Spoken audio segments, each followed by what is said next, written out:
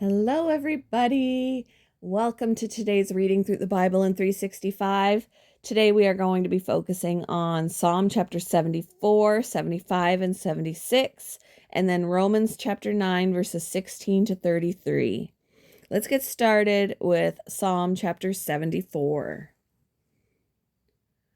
O God, why have you rejected us so long? Why is your anger so intense against the sheep of your own pasture?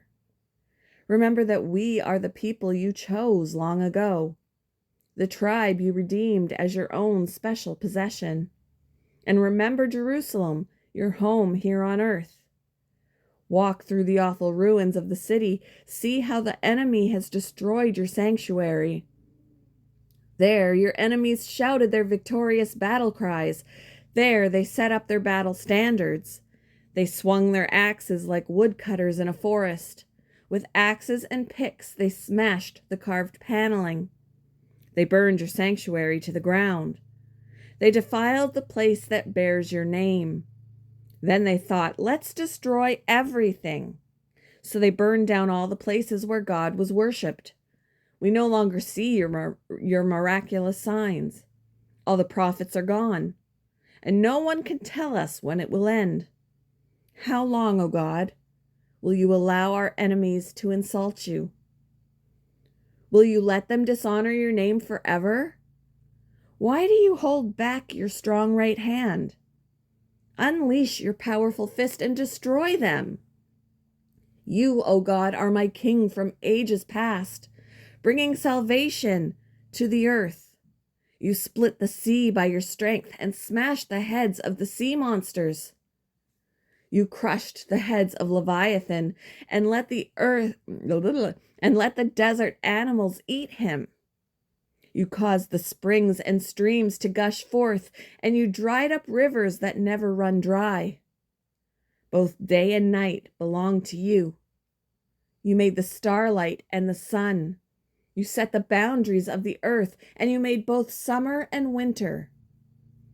See how these enemies insult you, Lord. A foolish nation has dishonored your name. Don't let these wild beasts destroy your turtle doves. Don't forget your suffering people forever. Remember your covenant promises, for the land is full of darkness and violence. Don't let the downtrodden be humiliated again. Instead, let the poor and needy praise your name. Instead, let the poor and... I think I read that. Yes, instead, let the poor and needy praise your name. Arise, O God, and defend your cause. Remember how these fools insult you all day long. Don't overlook what your enemies have said or their growing uproar. Chapter 75. We thank you, O God. We give thanks because you are near. People everywhere tell of your wonderful deeds. God says, at the time I have planned, I will bring justice against the wicked. When the earth quakes and its people live in turmoil, I am the one who keeps its foundations firm. I warned the proud, stop your boasting. I told the wicked, don't raise your fists. Don't raise your fists in defiance at the heavens or speak with such ignorance. For no one on earth, from east or west, or even from the wilderness, should raise a defiant fist. It is God alone who judges. He decides who will rise and who will fall. For the Lord holds a cup in his hand that is full of foaming wine mixed with spices.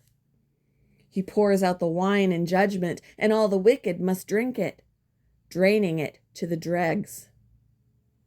But as for me, I will always proclaim what God has done. I will sing praises to the God of Jacob, for God says, I will break the strength of the wicked, but I will increase the power of the godly. Chapter 76. God is honored in Judah. His name is great in Israel. Jerusalem is where he lives. Mount Zion is his home.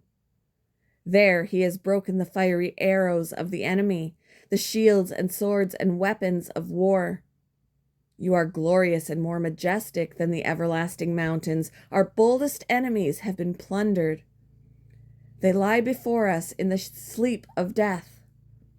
No warrior could lift a hand against us. At the blast of your breath, O God of Jacob, their horses and chariots lay still. No wonder you are greatly feared. Who can stand before you when your anger explodes? From heaven you sentenced your enemies. The earth trembled and stood silent before you. You stand up to judge those who do evil, O God, and to rescue the oppressed of the earth. Human defiance only enhances your glory, for you use it as a weapon. Make vows to the Lord your God and keep them. Let everyone bring tribute to the Awesome One, for he breaks the pride of princes, and the kings of the earth fear him. Moving on to Romans chapter 9, verses 16 to 33. And some of this I read yesterday because I got carried away. So it is God who decides to show mercy. We can neither choose it nor work for it. For the scriptures say that God told Pharaoh, I have appointed you for the very purpose of displaying my power in you and to spread my fame throughout the earth.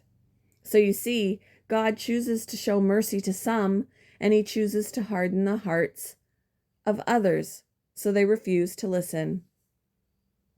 Well, then, you might say, why does God blame people for not responding? Haven't they simply done what he makes them do? No, don't say that. Who are you, a mere human being, to argue with God? Should the thing that was created say to the one who created it, why have you made me like this? When a potter makes jars out of clay, doesn't he have a right to use the same lump of clay to make one jar for decoration and another to throw garbage into? In the same way, even though God has the right to show his anger and his power, he is very patient with those on whom his anger falls, who are destined for destruction. He does this to make the riches of his glory shine even brighter on those to whom he shows mercy, who were prepared in advance for glory. And we are among those whom he selected, both from the Jews and from the Gentiles.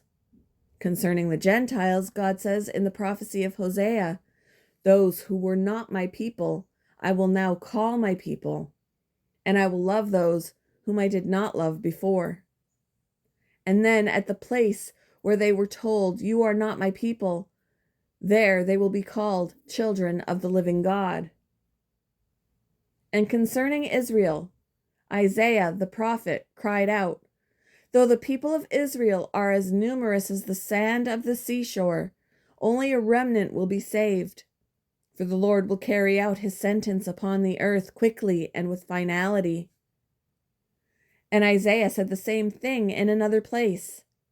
If the Lord of heaven's armies had not spared a few of our children, we would have been wiped out like Sodom, destroyed like Gomorrah. What does all this mean?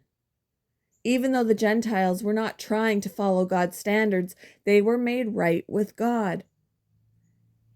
And it was by faith that this took place. But the people of Israel, who tried so hard to get right with God by keeping the law, never succeeded. Why not? Because they were trying to get right with God by keeping the law instead of by trusting in him. They stumbled over the great rock in their path. God warned them of this in scriptures when he said, I am placing a stone in Jerusalem that makes people stumble, a rock that makes them fall. But anyone who trusts in him will never be disgraced.